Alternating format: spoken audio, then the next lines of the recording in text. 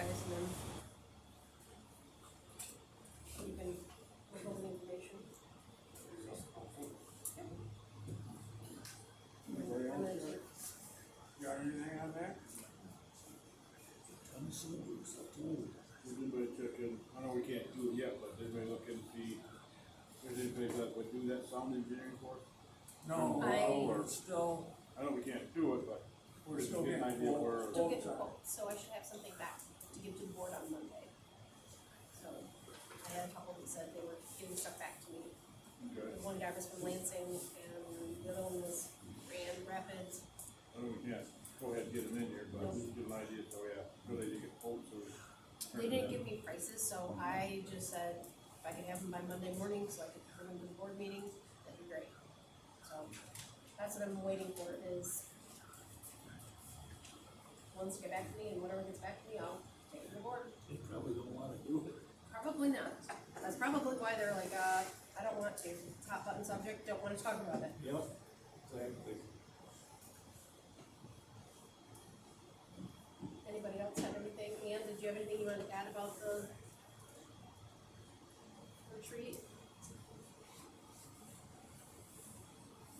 Not at the moment, there's a lot to digest. Yes. A lot I didn't know that I'm glad I know now. It's been helpful for even this process, even then. And for future stuff like planning board and, the master plan and whatnot. That I didn't know about, and I know more about what our job is up here and. It was, I'm glad it was brought up and that we were able to go. It's very good information. And that's something that I'd like everybody out there to know too, that we're not just sitting here on our hands trying to just walk through anything. We truly are trying to find some kind of education on these processes as well. And common ground for what we're trying to decide on. There was 4 of us that did that. One did, Andy did it, virtually, and 3 of us did it in person. And cost us to go there as well as the township. So, it's coming out of our pocket as well.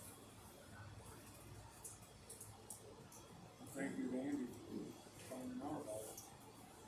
So I've been doing their monthly Now You Know series, and just trying to make sure I can attempt to know what I'm doing. Maybe. Well, that's Anybody got anything else?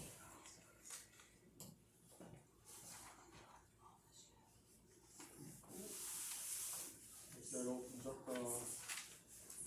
open up public comment, we're gonna open up the round table, if anybody got any questions or anything, comments?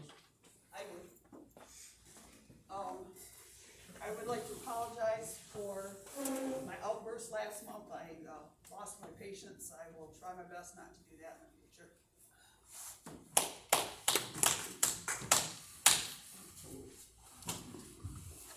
Dave Saucier runs Township Board, Howard City. You were talking about the master plan. I encourage you guys to get a copy of it. It is very helpful. You guys probably know that already. And do that. As for, you were talking about the survey, sending it out. The master plan right now is going through with the village of Howard City, because Howard City is in the township. They just got done with that survey. And how they did that, because of the cost involved. Several people own 5, 6, 7 properties. You can't send a copy to every tax identity.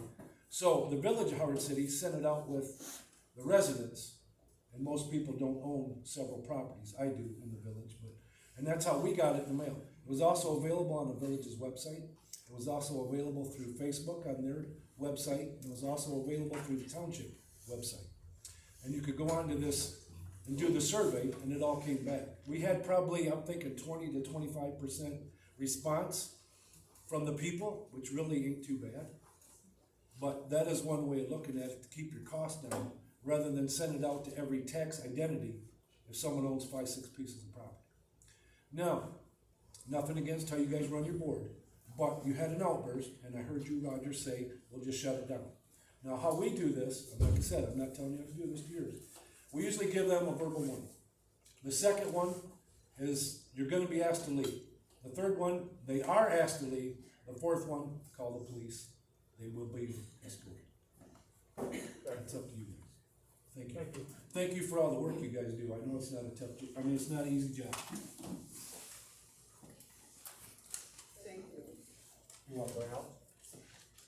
Your comment on not knowing if there's, Kyle is on retainer, I can tell you for a fact, because I have received an email from Kyle this week, last week, and Kathy Benson.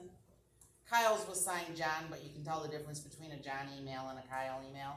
And both of them stated, because I asked at our last board meeting what their retainer was for Kyle and how he was paid. Their emails that I received said they did not retain Kyle. He is at $395 an hour is what us taxpayers are paying for him to set up here. And I've been to several other township meetings and they don't have a lawyer up there. They do just what, I think it was Lee said, where you got some together, then you sent it to him and he let you know, and then it came back and the board itself did it. But I think that's a lot of taxpayer money at $395 an hour. And I can prove the emails, I can show them to you right now if you wanna see them, they're on my phone. I believe it. So, they did not retain Fahey's office. In black and white for what I have, and they paid $395 an hour. So please take that into consideration, cause that is a lot of money coming out of taxpayers. If you look at just what they've paid this year, according to their, and I can show you that too, the checks that they've sent to Fahey's office this year alone. They didn't send anything prior to this year, but this year alone, what they've sent to Fahey's office is phenomenal. All set? Yes, thank you. Thank you. I, think that we should have a lawyer here. I've seen him correct you guys at numerous times on the writings and the legal description of things. And if the county's paying for it, we're paying. So I just soon pay. All set? Thank you. Tyler Fairweather, Maple Valley. Fellow residents, big wind companies prey on small communities like Maple Valley because they know we have limited resources to defend ourselves. The thing is, we are smart enough to know that people do not want to start their families or their businesses next to industrial wind turbines. Property values will decrease, and as inflation continues to rise, even property owners who agreed to lease their land for the turbines might realize they sold out their community for a pittance. This week I spoke with a man on Cannonsville Road who leased his property to build the turbines so that his wife and he could move to Florida. He admitted he wouldn't personally want to live next to a turbine, but he's leasing his property out anyway. What happened to do unto others is you would want done unto yourself. Think of the people who will still be living in Maple Valley years from now, who will be left with rusty and useless 600-foot tall towers all over the town. Our community has generations and generations of history without the turbines. We need to consider the generations of people who will call Maple Valley home once the wind company has come and gone. There's no guarantee the wind company is going to be around to properly maintain and dispose of the massive turbines as they deteriorate over the decades. The wind companies are known for skipping town as soon as the turbines are up and they get paid.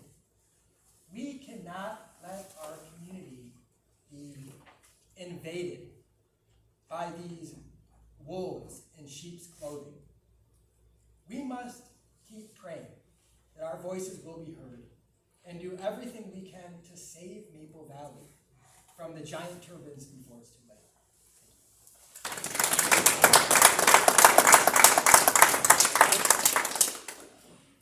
Anybody else? Yeah, Stephen Polson, Maple Valley Township. Earlier last month, I had a chance to go out to Lincoln, Nebraska with some friends for a college football game. When we got west of Chicago on I-80, going to Illinois. As long as you can see, all control the horizon, turbines, all through there. So a lot of harvesting going on, with the wind, the soybeans, and the corn. We got into Iowa, from Iowa City to Des Moines, same thing, turbines all the way across there. When we was going, you can see in the eastbound lane, these, big convoys, things for oversized loads. Here was two big, blades being transported. 3 days later, we came home, going that way, we saw a rest area, 2 of them was parked there. We passed 7 more on the way home. I couldn't believe a couple in Iowa how close they looked to the road. They didn't seem too concerned about the shadow flicker. I thought we just had more danger of driving the road that day with the distracted driving with cell phones. I had any turbines alongside the road. Thank you. Thank you. Well, Cheryl Hauser, Maple Valley Township. By law, if any one of you read Judge Kalinda's expertise on why we do not have to have turbines, I highly recommend that any of you would read his information now. It was printed in the Daily News. We do not have to have turbines, and yes, Dennis, we can't say no, but we have full right to write restrictive ordinances. It's in the law. We don't have to have these things here, period. Judge Kalinda explained all of that. It's not a necessity for us. There will always be electric power from somewhere. Someone used the term, I can't remember what it was, no-brainer. The no-brainer is you have Sydney Township's ordinance and you have Pearson's ordinance, which are restrictive, and all you have to do is copy their ordinances for the people of Maple Valley Township. Instead of going for a few and not listening to the majority. We are tired of it. This is totally insane to the majority of us. Just for a few who think they're gonna make money having a wind lease. Well, let me tell you, 10 years down the road, nobody's gonna be making any money, and all these rotten turbines are gonna be decommissioned.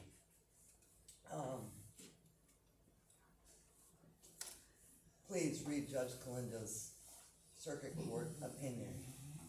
There's 4 points that he made that are applicable to all of you. It's not against the law to write restrictive ordinances.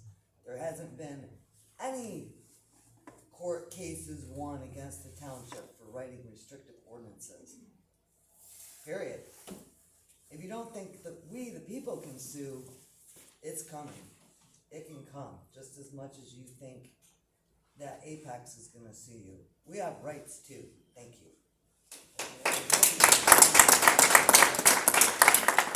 anybody else? So with that, I'm gonna step in, I'm gonna say part of this, what I'm going to read. Michigan is unique in having a statute that actually is called Michigan Zoning Enabling Act. And I'm gonna jump down to the 4 points that are made in that really we should all be very happy about, because we don't have to worry now about the suing, we don't have to worry about the exclusionary and restrictive zoning.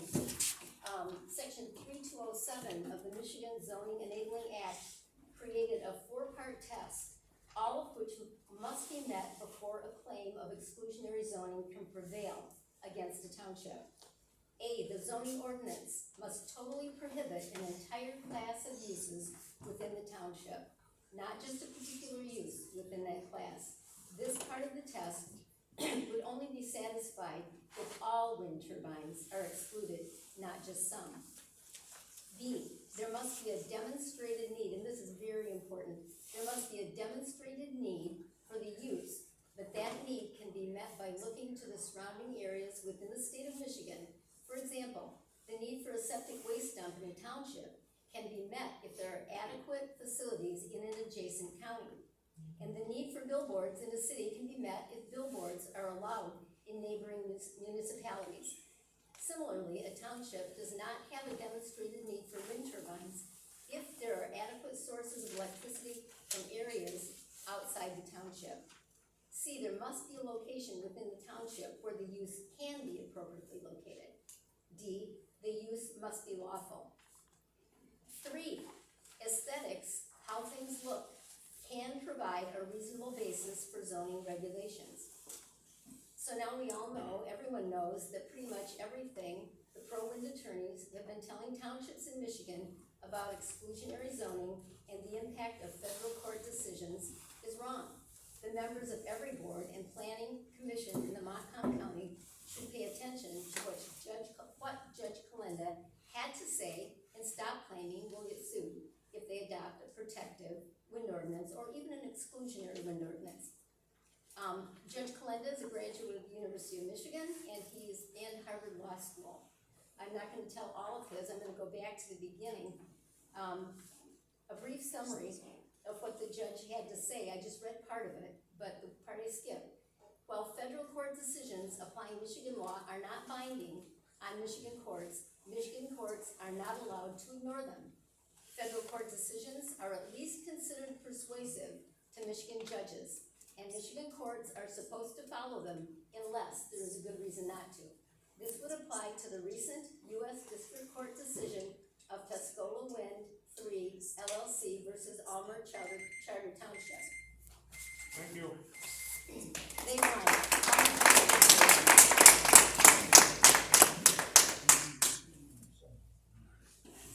Linda Reynolds from Douglas Township, and this is mainly, I'm addressing Andy, because I think you typed these up. Your minutes? Yes. Did I mistype something? No, I don't know what it means. It's on the public comment, you're, writing in there something about the R1 and R2, referring to the districts around the lakes. What does that mean? What's the R1 and the R2? Resident 1, resident 2. Basically, it was, Robert Scott had made mention of making new districts Okay, that so you what's the can difference in the two? redistrict around. We don't have them currently. And he had made mention that you can do that. I mean, that's within, you can make new districts around there and then say that that's where you're gonna take your setbacks from. That was just a suggestion. That was something he put out. So, the whole township is like resident 1 then, you don't have a 2, or? No, those were just examples he was using, that you could redistrict around lakes. Okay, Just lakes itself. okay, so it doesn't have anything to do with agricultural or anything like that? It had nothing to do. Ours, residential, Yes, okay. it just had to do with around lakes, cause we were talking about lake setbacks. And I like the idea of what I was reading here, a lot of people live on the lakes, and there was a lot of talk here about going from the shore type thing, or the water levels. The water level. Why not go to the back of the properties? That's just common sense. Mhm. Thank you. Thank you. Thank you. Anybody else?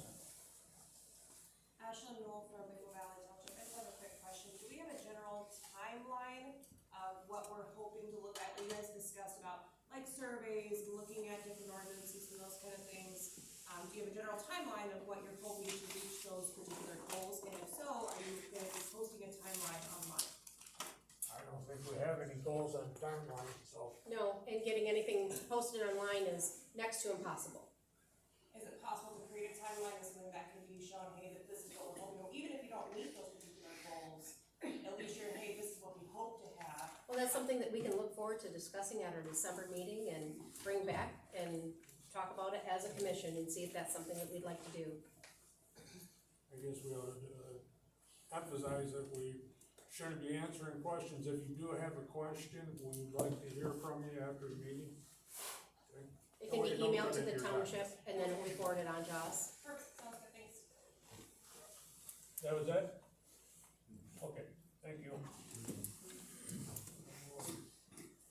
Yeah, I'm glad the guy that had the turbine trip out east there, west there, I didn't happen to hear him say anything about health, safety, and welfare of the constituents, Roger. I had a talk with you at a meeting, and you said you had to protect the farmers. Well, are you gonna protect the, yeah, don't shake your head and put your arms down and stuff like that. You're gonna protect the beef farmers, Roger? How about the vegetable farmers? How about the farmers that are non-leasers? You protect them? Well, you're conflicted because your parents, you got something to gain from this, these other people on the board does. I've only heard like 3 people say on 2 boards about health, safety, and welfare, and one of them is not you. So, do you think we're gonna sit here and listen and take anything that you put into this? we've lost our trust in you, Roger, and the boards. You get that? Is that it? You done? You get that? Are you done? I'm done. Thank you.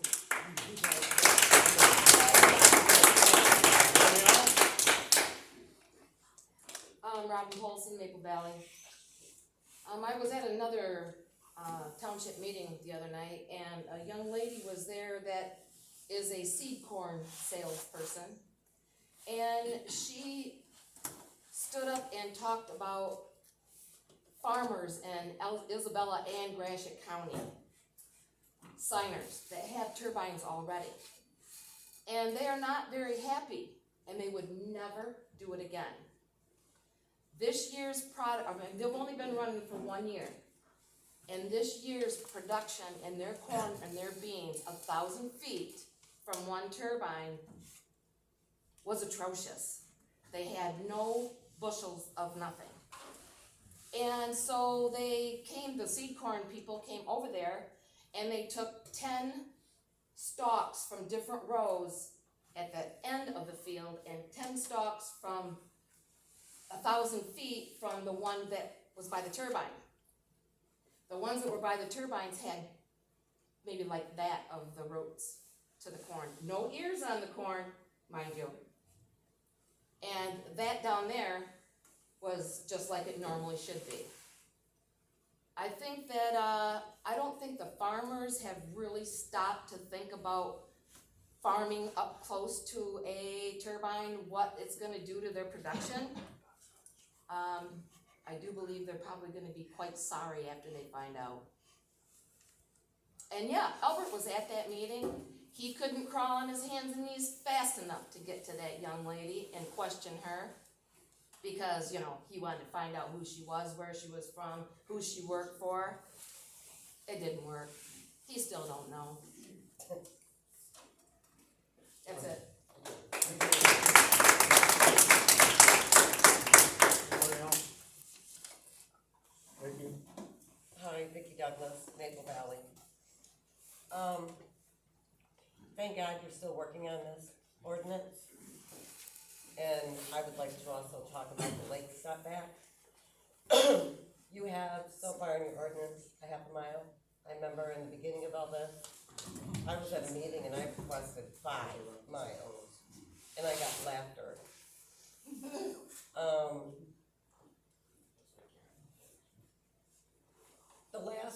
This last week, I sat at my dining room table and I thoroughly enjoyed watching the trumpeter swans coming back in, migrating. And I was told, birds don't migrate. It's been so enjoyable. I know at a half a mile from the lake I live on, I will not have it anymore.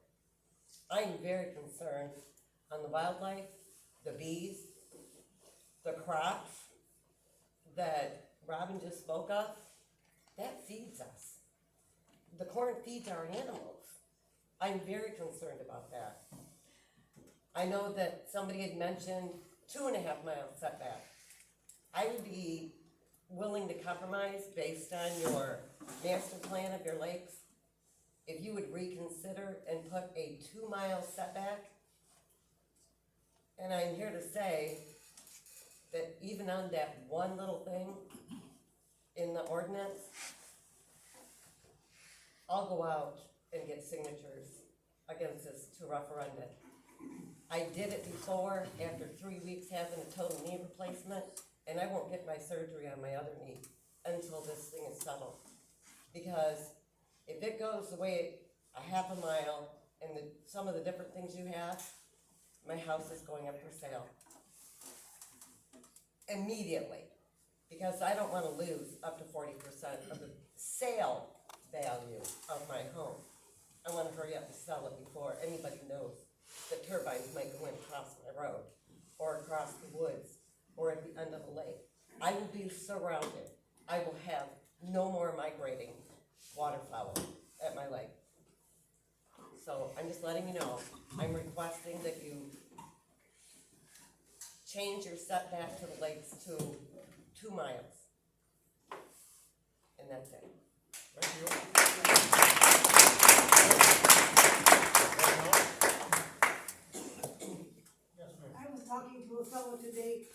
an area where there's a lot of turbines.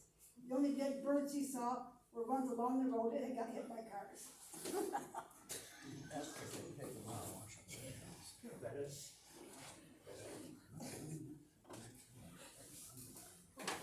Anybody else? Jessica Quakel, Cato Township. I recently read a statement and it really just stood out to me because I see it happening in pretty much all of the surrounding townships, including this one. First, you harvest the officials and then you can harvest the wind. It seems like it's quite fitting for the situation because for a few years now, certain individuals and families have been collecting a significant amount of money off of just a signature. It's discouraging, but we'll still stand our ground. I'm here because what happens in this township is gonna affect every other township in Montcalm County. I just really hope that you guys consider the health, safety, and welfare of the people in the community. That's it.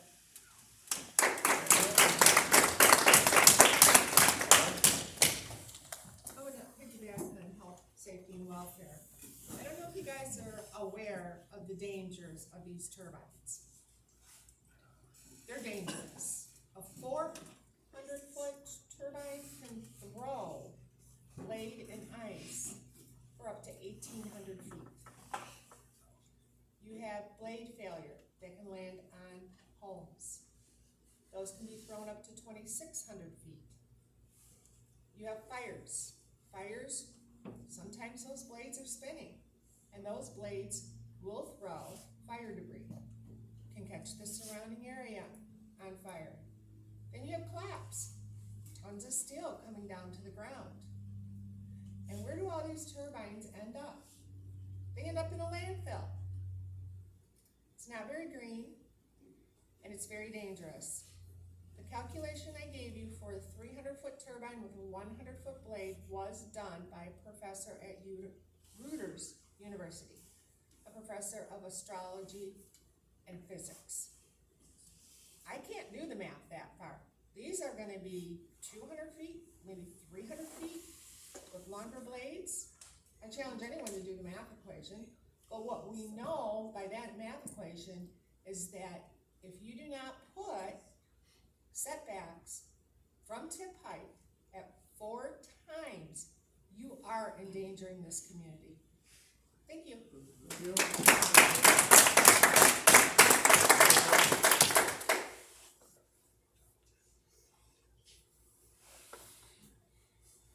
Yes, it's time to get a motion for that.